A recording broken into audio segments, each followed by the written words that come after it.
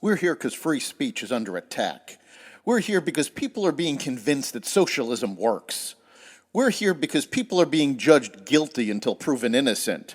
We are fighting back with facts. This is not a safe zone, so buckle up, Buttercup. This is the raw, naked truth.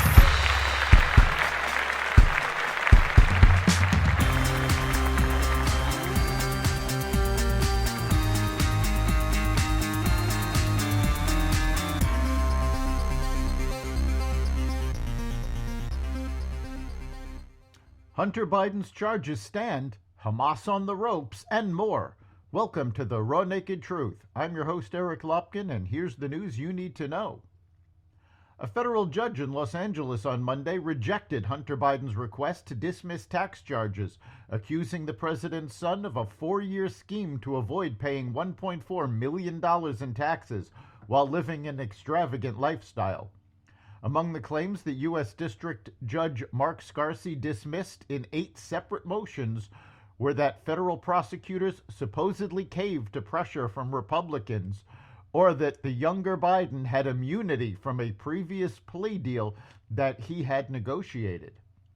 The move comes after Hunter's lawyer, Abbe Lowell, made his case before the judge for 3 hours. Judge Scarsi said he would issue a ruling by April 17th. Hunter Biden, 54, has pleaded not guilty to failing to pay $1.4 million in taxes between 2016 and 2019, while allegedly spending millions of dollars on drugs, escorts, exotic cars, and other big-ticket items.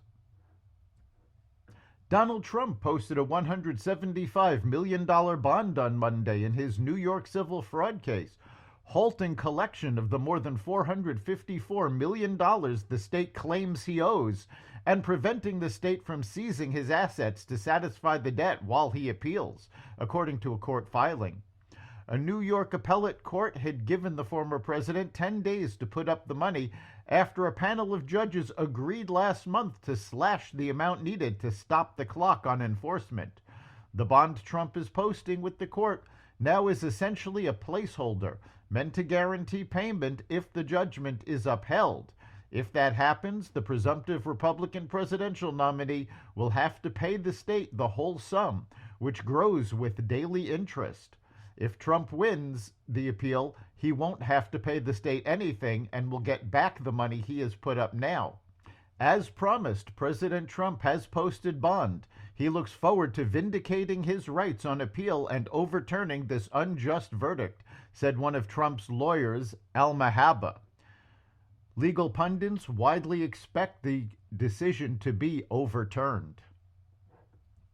Israeli Defense Minister Yoav Gallant on Sunday said Hamas terrorists captured by troops said the group is collapsing from within as Israel steps up its military offensive in the Gaza Strip. In the last week or two, hundreds of terrorists have been captured, and what they say about what happened to them tells the whole story. They say that Hamas is collapsing from within. The price they are paying is very heavy, Gallant said. We're going to eliminate everyone who was involved in the events of October 7th, the junior officials, the senior ones, and the very senior ones. Those who were inside Israel or who gave instructions, he said, referring to the date of Palestinian terror group Hamas's massive attack on Israel that started the ongoing conflict. The Israel Defense Forces said over the weekend that its troops seized a cache of weapons concealed in the maternity ward of Shifa Hospital, where a raid on the facility to target Hamas terrorists was entering its 3rd week. Weapons found included mortars, explosive devices, sniper rifles, assault rifles, handguns, and other military equipment hidden inside patient pillows and beds, according to the IDF.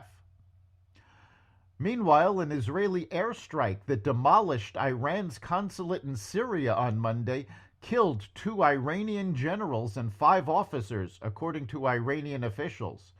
The strike appeared to signify an escalation of Israel's targeting of military officials from Iran, which supports militant groups fighting Israel in Gaza and along its borders with Lebanon.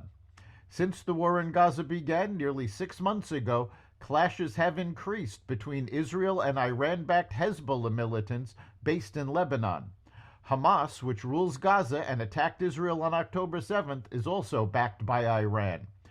Israel, which rarely acknowledges strikes against Iranian targets, said it had no comment on the latest attack in Syria, although a military spokesman blamed Iran for a drone attack early Monday against a naval base in southern Israel. That's the Raw Naked Truth. You can catch every episode of The Raw Naked Truth at xvadio.com, the Apple Podcasts app, Google Podcasts, Spotify, iHeartRadio, Audible, Amazon Music, and other platforms that respect freedom of speech. We'll see you next time.